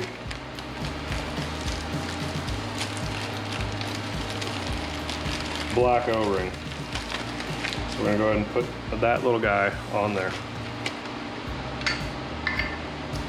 Now when you put the O-ring on there, you're gonna wanna go ahead and lube that up a little bit because nobody likes a dry O-ring.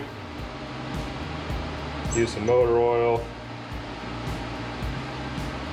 Got some assembly lube handy right there. Gonna go ahead and grease that up so it can slide in nice and easy.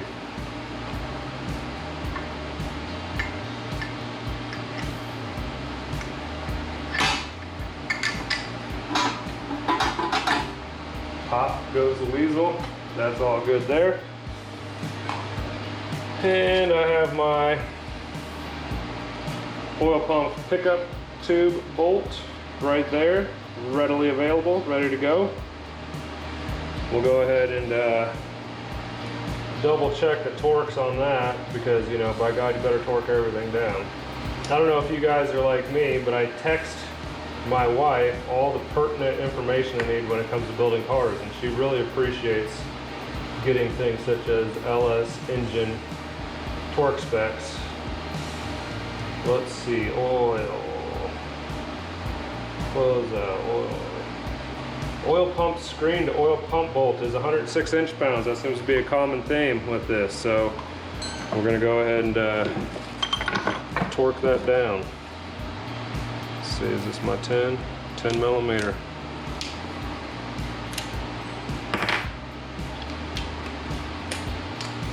And as I know, my torque wrench goes down to roughly 10 foot-pounds, which is just slightly over torque, so we're going to call that close enough. Let's see. Windage tray nuts, 28 foot-pounds. So since we're going to be going ahead and torquing these, let's go ahead and put just a dab of dew on them. On the bottom surface. Threads should still have plenty of goopus on them from the nuts. Probably not a terribly crucial step. The other one picked up enough. That's why I've been running 2 GoPros from here on out, because frickin' hey, this is a pain in the ass.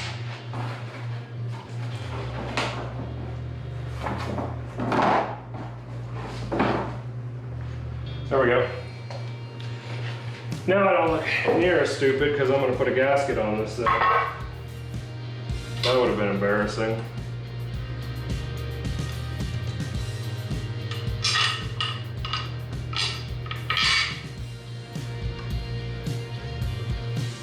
A couple bolts started through the hole to help guide the gasket. We should be guiding the gasket, not blocking the gasket. I think that was said about McLovin at one point.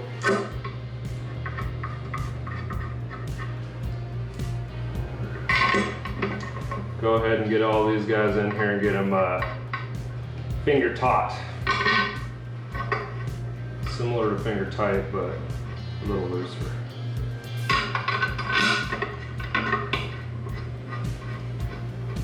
It is nice to baggy all of your bolts when you're taking your motors apart and label them, so you don't have to do what I normally do and search for bolts that are close enough to fit the bill. So, that there, I think I have a impact.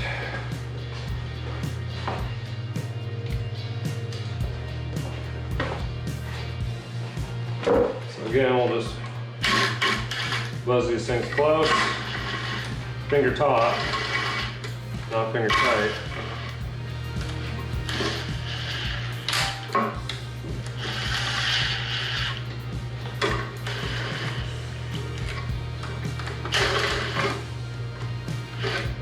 Goal here is we want this thing to still be able to move up and down and all around, because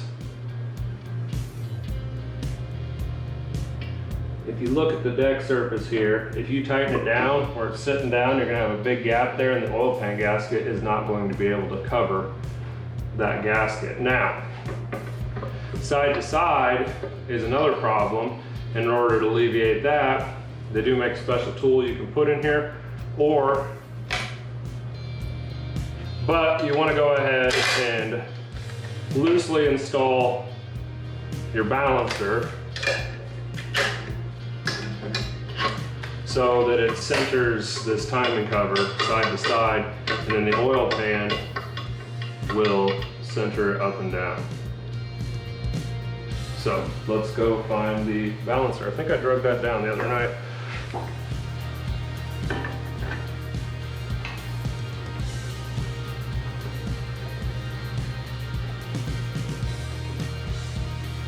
Gotta get a wiggle dunked on there slightly. Install the tool. Get it threaded into the crank.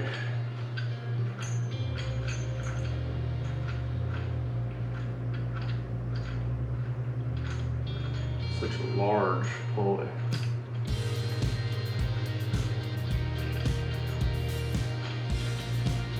And make sure this puller tool is fully engaged in the crank as much as possible. And then don't necessarily do what I like to do and run this thing down with an impact, because it will end up jacking up your installer tool. I had to clean all the threads up on it from the last time I used it, because I just went like this and just went and burned it home like that. So I'm gonna not do that this time, even though I just did that this time a little bit, but we're gonna just slowly walk it on by hand. Much easier on the threads.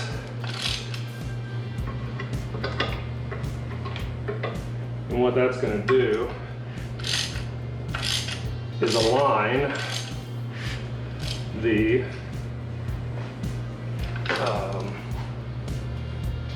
timing cover.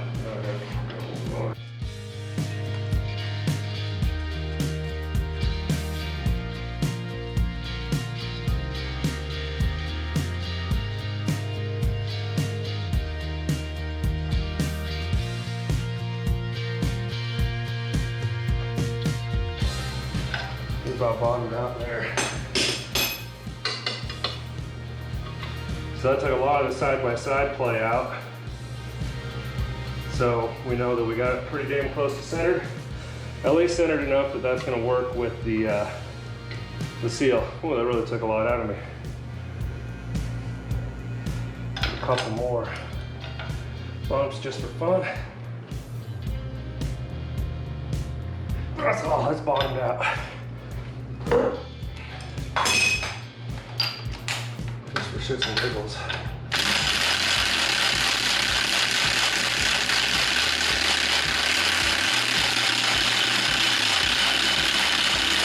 Clearly made a different sound there, so it's fully bottomed out. And now, we're gonna get it out. But for right now, that should be good there. Let's go grab the oil pan gasket and the oil pan. Now, before I go ahead and throw the gasket on, I'm going to go ahead and put a dab of RTV in each one of these corners right here to help promote a leak-free seal. But before I do that, I want to locate my oil pan bolts. Fine.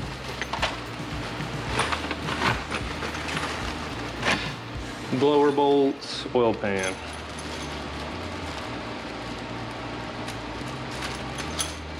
That was nice and oily, so you know it's an oil pan bolt. Let's see. Oil pan. 8mm bolts get bolted to 18 foot-pounds, and the long skinny guys in the back get bolted down to 106 inch-pounds. So we've got our bolts. We got our RTV, we got our oil pan. Let's make it happen.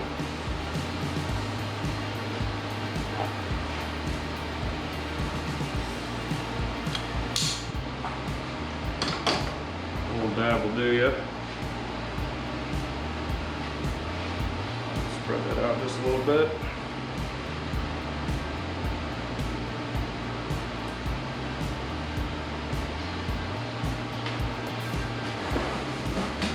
And probably a over RTVer. Zach always talks shit about me for putting too much RTV on everything, but hey.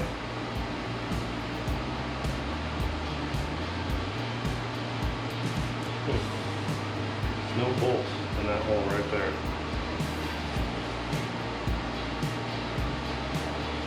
Again, I'll have all the links to the gaskets and the stuff I'm using in the descriptions below. Go ahead and check those out. Click on those links, purchase some of the stuff I'm using. It helps the channel out, so appreciate that.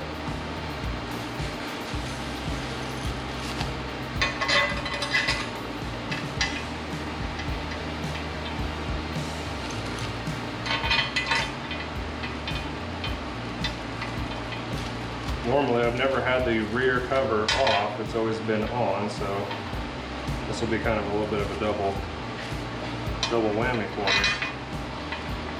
But we're just going to get each one of these things dropped in the hole and finger started.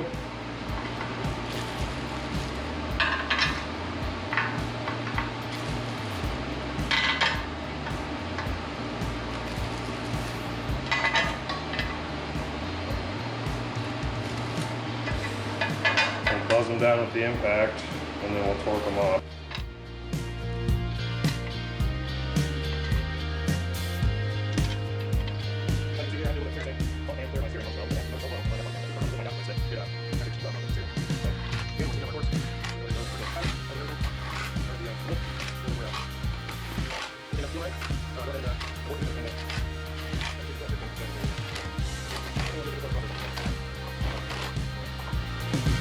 $18 foot-pounds.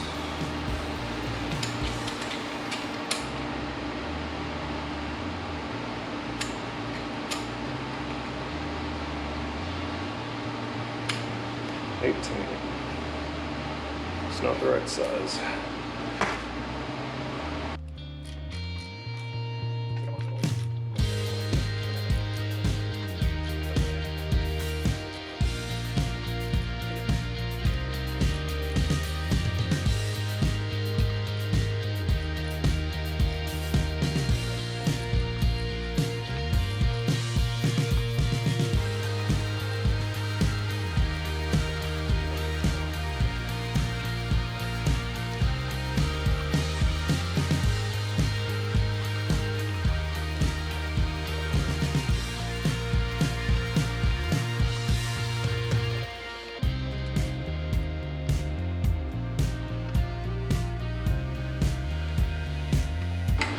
All right, oil pan is on and tight.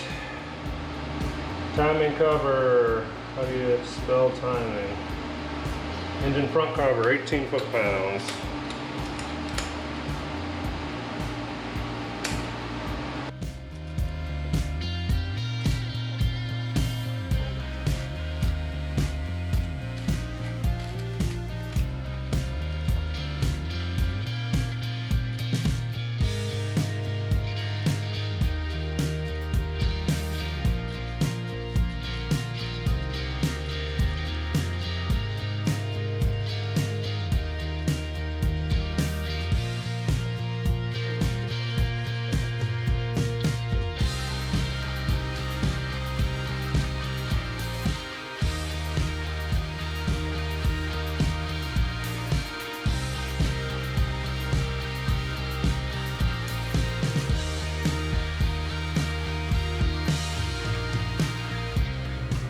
That is done. What's done is done.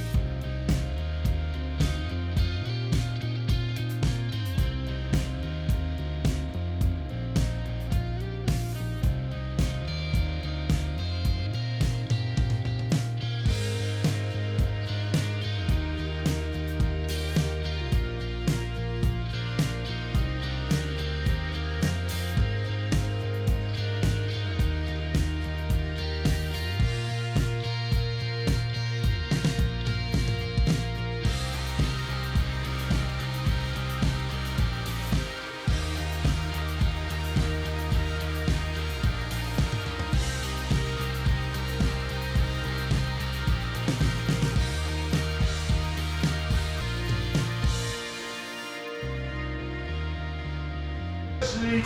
I'm liking the heat. He's watching games. He's watching game porn. He's watching game porn. Did he say He's watching game porn. They say it skips a generation. I couldn't cut it. Nope. No, not yet. We're getting ready to fire this bitch up for the first time. Jackson's put some hours in, so he's gonna crank the key. We'll see if it'll start. Hopefully we got oil pressure. Hopefully we don't get robbed off. Hopefully everything good happens. Alright, you ready? Yeah, sir. Yeah, sure sounds like it. Yeah, hopefully. That's pretty good. That's good.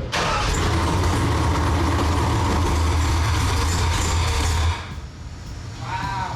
Yeah. Is that right?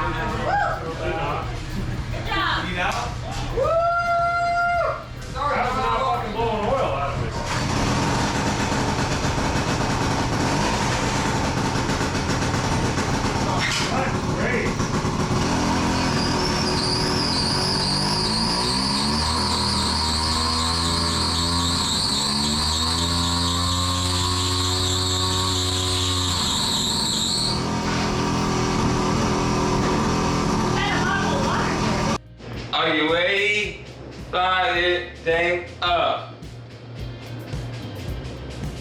Oh yeah. That